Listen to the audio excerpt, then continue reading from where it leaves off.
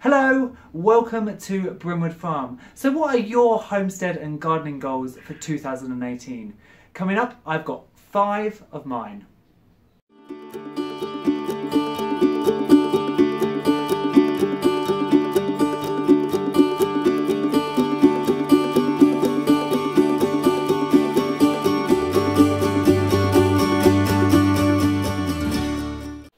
So my good friend Liz Zorab set a 5 homesteading challenges collaboration, and I will put Liz's channel here and you can go across and watch it, but I thought I would get involved and let you know the 5 things that I'm going to try and work on this year on my home plot. So not up at the farm, but on my little tiny back garden plot here. So let's head outside and we can go to number 1.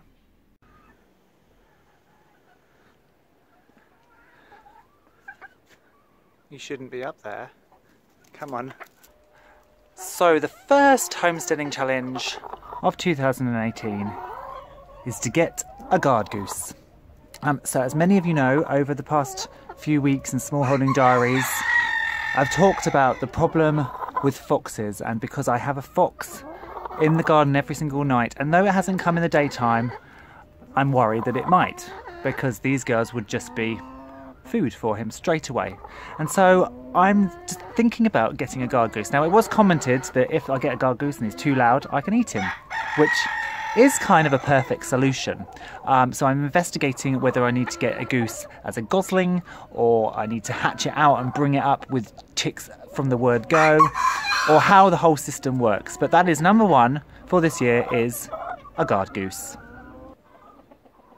Number 2 on the homesteading challenges for 2018 is to utilise and maximise all of this space. So you can see I've still got carrots in the ground, I've still got beets, I've still got some kale, but this year the chickens got into this and devastated it, and I never replanted it. So I really want to make sure all 3 of these raised beds are filled, and this bed is completely filled with crops this year.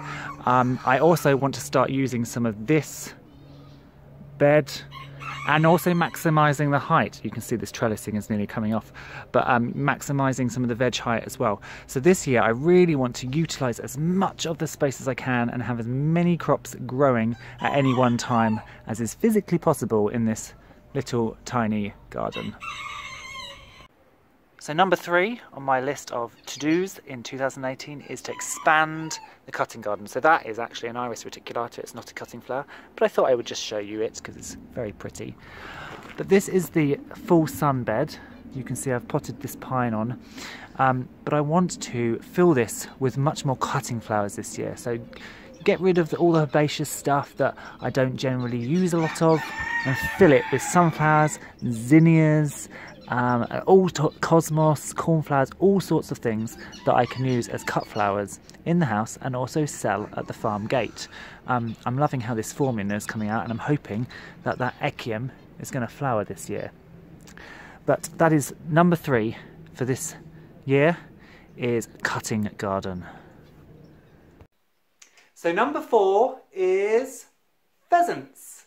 So this is a beautiful taxidermy specimen of a tragopan. It's a beloved possession, and it's a beautiful antique dating back for almost 100 years now. And tragopans are glorious pheasants, and this blue bit at the front actually expands into a great big airbag when the male is doing his little mating dance. Now, the reason we want to get into the pheasants is because I fully believe that homesteads need to diversify as much as possible and find many ways to bring in money. So on the future farm, we want to have an ornamental pheasantry, and my husband loves pheasants, so that's one of the things he really wants to do, and I think that's important for him to have one of the business aspects under his wing. But as with all things, we like to gain experience before we dive in the deep end. So one thing we would like to do this year is to get our first trio of pheasants. So the only place they can actually live would be in the aviary, where the quail currently reside. So goodness only knows where they're going to go, but the quail are going to come out of that aviary and go somewhere else. I will squeeze them in somewhere. So over the course of the year, we hope to rehome those quail, not off our farm, I'm going to keep them, but put them somewhere else in the garden and get some lovely pheasants. Now we won't have tragopans because they need a lot of care, they need some heat in the winter, and they're quite expensive to start off with. So we're going to get something more simple like a golden pheasant or a golden pheasant mutation, or a Lady Amherst or something like that. But watch this space because hopefully in 2018 there will be pheasants. And then number 5 for the homesteading challenges of 2018 is to raise and sell more chicks. So I want to raise a lot more chicks to sell and bring in some more income for Brimwood Farm. These are the 4 little chicks that I hatched earlier this year. You can only see 3, but there is one and a 4th in there. You can see that little Ixworth at the back. You can see his pink feet popping out the back there. Is my Ixworth to carry on the line. And as a bonus, I want to continue breeding that colour line of toasted marshmallow with Barry.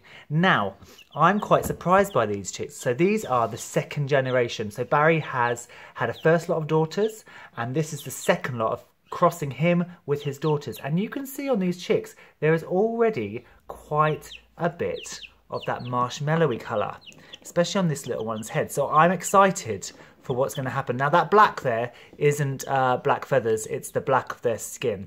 So I'm excited to see what happens with these chicks as they grow up, and as they're the 2nd generation, whether we can get that marshmallow look onto their crest and streaked through their plumage.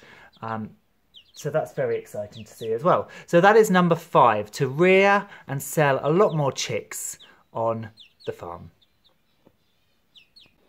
So that is a brief glimpse at just 5 of the things that I'm going to try and do this year. So a guard goose, maximising the vegetable garden, starting a decent cutting garden in that sunny spot, getting pheasants, and then finally raising a lot more chickens and working on that colour silky line, which I'm very excited about.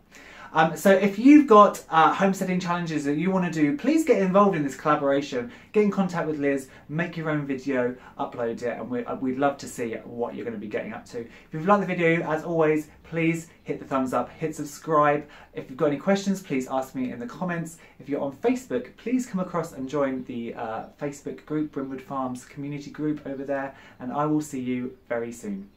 Bye.